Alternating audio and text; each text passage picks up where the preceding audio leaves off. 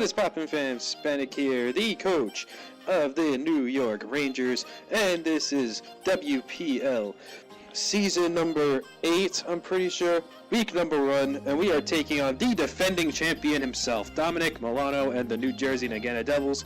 We played him last season. We ended up winning that game 2-0. It was a 2-0 or 3-0, I don't remember. But anyway, he actually ended up winning the finals for this league.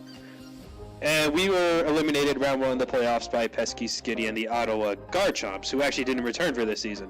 So, this is a statement game for us. If we could take down the defending champ in week 1, then that's great for us. That's a great step in the right direction for your New York Rangers for the upcoming season. Anyway, just a brief rundown of the team I plan to bring. We have here a Incineroar, I believe. I don't remember the exact. I think it was leftovers or something. With Flare Blitz, Knockoff.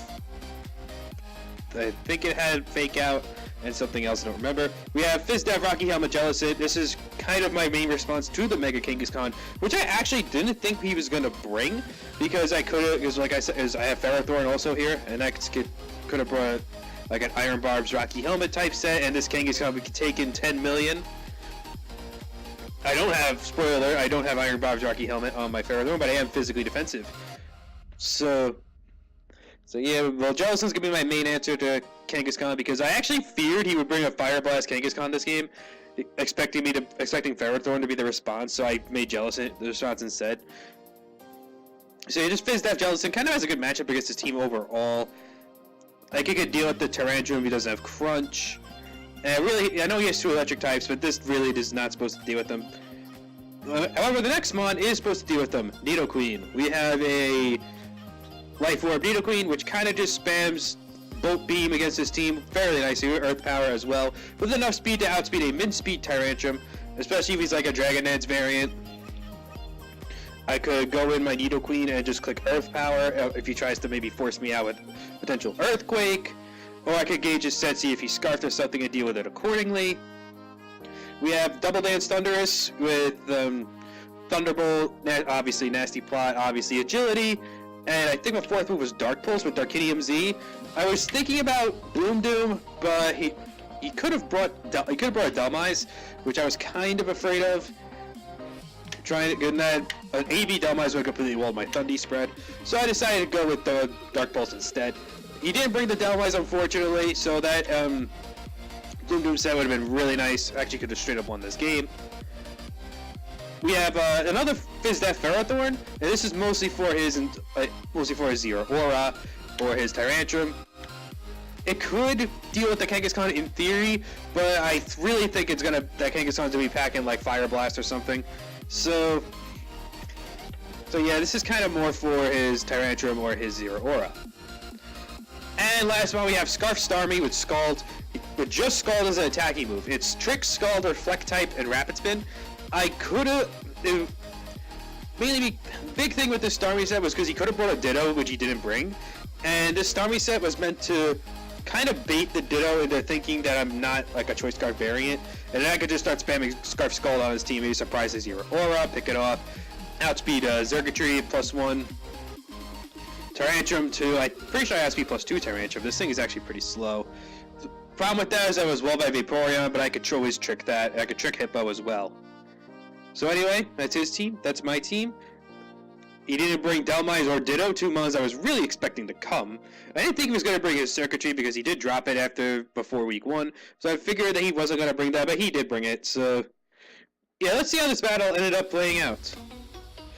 And we start off with Ferrothorn for our WPL season. As he leads off with the Zero Aura, just goes right for the close combat, does a ton of damage, and I can tell right off the bat that is physically offensive. I just got my rocks. I knew it'd be able to live any hit.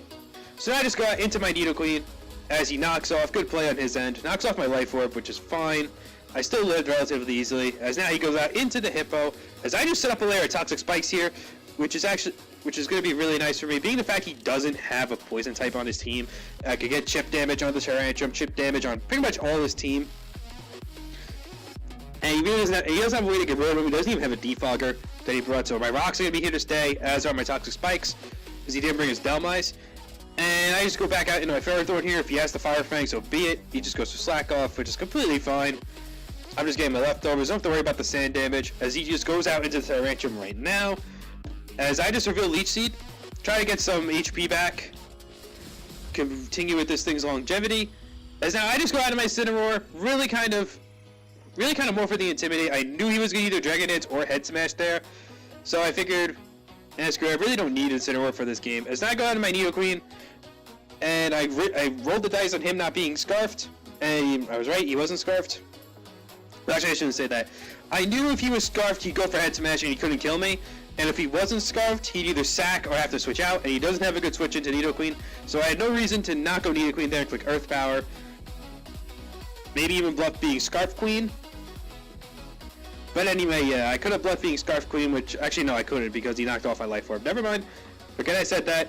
Anyway, he goes out into the Kangaskhan here, and I just go out into my Jellicent. It is my dedicated counter, switching into this thing. As he does Mega Evolve and just goes right for return. Fair play on his end, just trying to get damage. As he does now go for Toxic, which was actually really good prep on his end. I recovered here thinking he'd go for Crunch or something. Pretty sure I could have lived that. As now he does reveal the Wish. So this is actually more of like a Wish passing support Kangaskhan. Very interesting bring on Dom's end. I tend to like it. I used Mega Kangaskhan in one league one time, and I brought a Wish set a few times. So anyway, now we have Ferrothorn versus Aurora. I know I can live a close combat from this thing, and this thing is not going to appreciate a -1 Gyro Ball, as he does 60% to this thing. Yeah, and that's a resisted hit.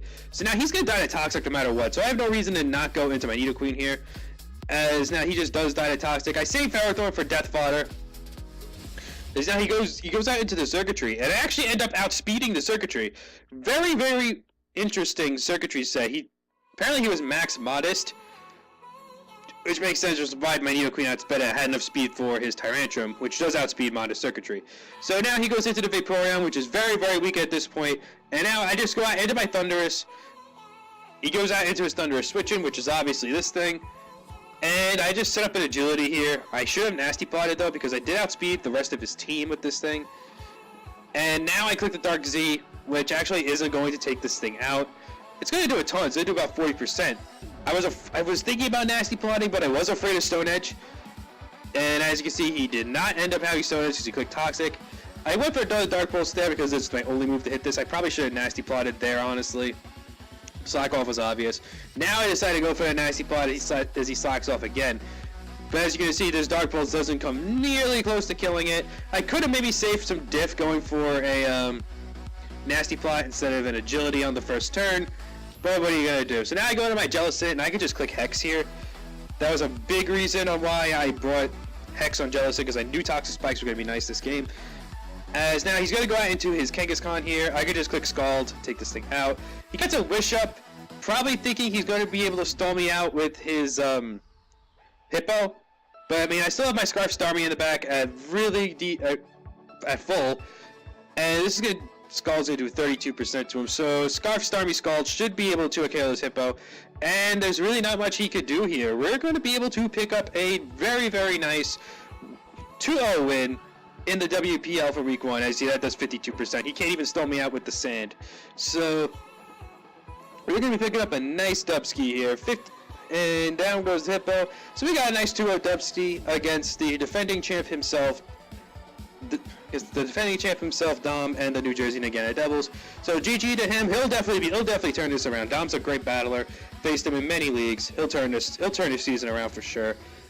All right, so Spanic out, and next week in the WPL, we take on Storm and the San Diego Sneasels, another coach we played last year. So this will be another rematch in Week 2. He barely missed out on playoffs, so this should be another great game. So Spanic out. See you guys for Week 2. Peace.